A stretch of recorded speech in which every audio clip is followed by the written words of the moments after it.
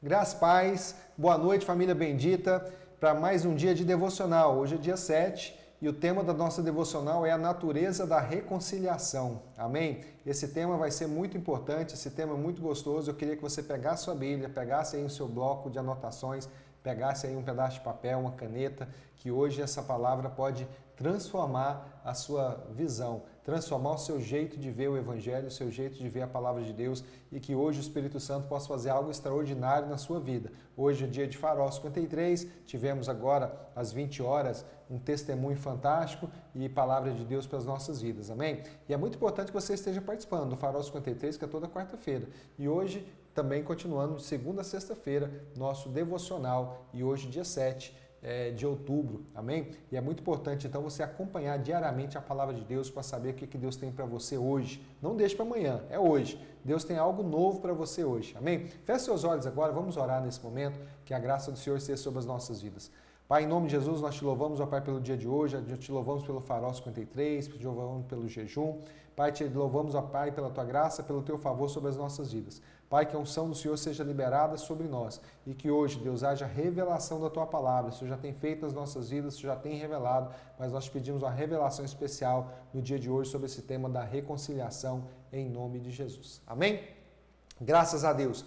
E é muito importante, então, nós vemos isso, né? O tema da nossa devocional, então, a natureza da reconciliação. E o texto base que o Oswald Chambers trouxe é de 2 Coríntios 5, 21. Queria que você abrisse lá, 2 Coríntios, no capítulo 5, verso 21. E a palavra do Senhor diz assim, você pode acompanhar no lado da sua tela aí também. Olha, Deus tornou pecado por nós aquele que não tinha pecado, para que nele nos tornássemos justiça de Deus. Amém? Vamos repetir? Queria que você repetisse comigo agora. Deus tornou pecado por nós aquele que não tinha pecado, para que nele nos tornássemos justiça de Deus. Amém? Queridos, nós temos estudado esses dias e é muito importante você entender, desde segunda-feira nós estamos falando sobre isso. E a Bíblia fala que através de um só homem entrou o pecado no mundo e através do pecado a morte. E a palavra do Senhor diz também que existe uma regra espiritual, existem leis espirituais. E a Bíblia diz que aquele que pecar morrerá. E é uma lei espiritual. Quem pecar vai morrer. E é interessante que Adão, então, quando ele desobedece, e algo importante que o Oswald Chambers traz, é que várias religiões falam sobre pecados. E na palavra de Deus existe a diferença entre pecado, no singular, e pecados, no plural.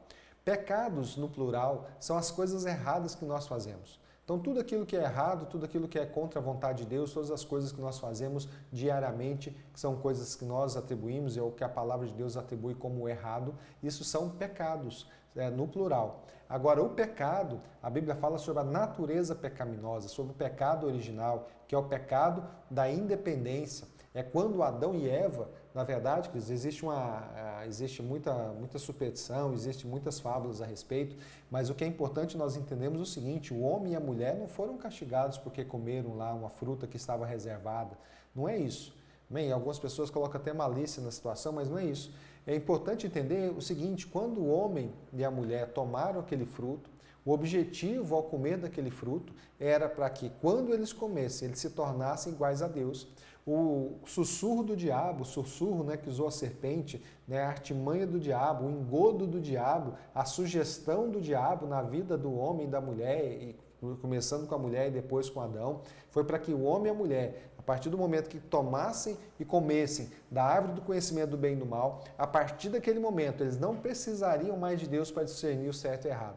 Eles seriam independentes, eles seriam iguais a Deus. Então esse é o verdadeiro pecado, é a nossa independência,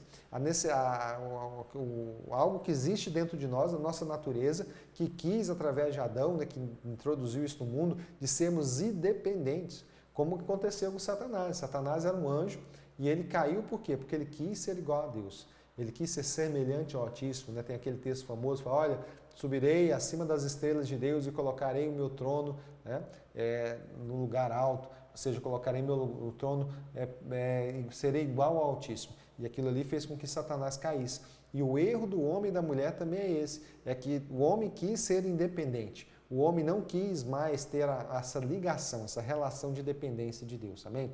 E por isso que foi determinado o pecado, e a partir desse pecado que foi gerado, a morte veio através disso, ou seja, porque existia o pecado, tinha que haver a morte para pagar o pecado. A Bíblia diz que um escrito de dívida passou a existir contra todas as pessoas que já nascem, porque nós já nascemos sob o jugo do pecado, e lá em Romanos explica muito bem sobre isso.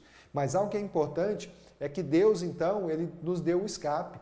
A Bíblia diz que o Cordeiro de Deus foi sacrificado antes da fundação dos séculos, porque Deus sabia do que ia acontecer e Deus já preparou o escape. E Deus então preparou o seu Filho, Jesus, unigênito de Deus, unigênito, né?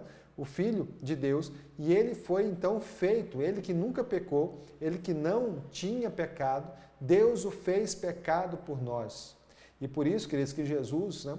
Muitas pessoas às vezes atribuem, né, que Jesus era um mártir, né, que morreu em favor dos outros. Outras pessoas já morreram também em favor de causas, né, em favor de algumas situações. Martin Luther King foi morto por causa de uma causa. Aqui no Brasil também tem o Tiradentes. Enfim, tem vários mártires na história. Mas Jesus não é um mártir. Jesus é o próprio Deus que se fez pecado. E lá no Getsêmani, quando Jesus suava gotas de sangue, é porque...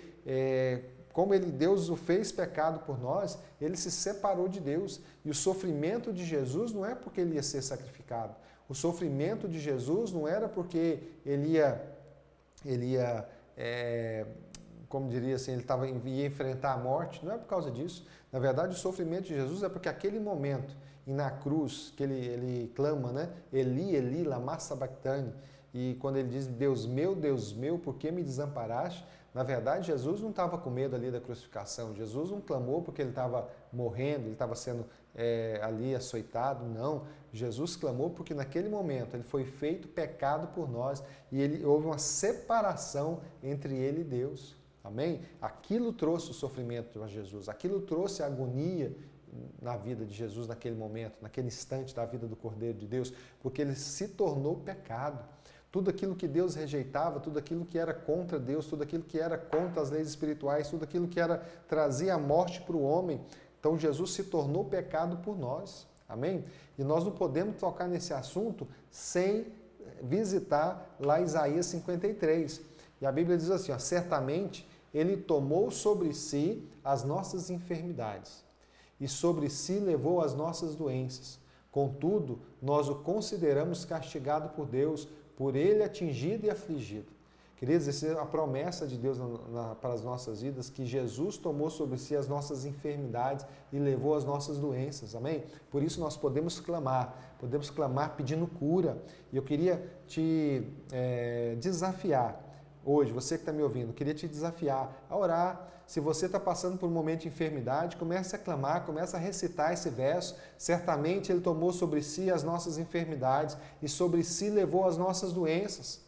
Amém? Comece a profetizar, fala, declaro cura na minha vida, porque Jesus tomou sobre si as minhas enfermidades e ele levou sobre si as minhas doenças. Começa a profetizar, começa a proclamar a cura, começa a profetizar a cura na sua vida, porque Jesus levou sobre ele as suas enfermidades e ele levou sobre si as suas doenças.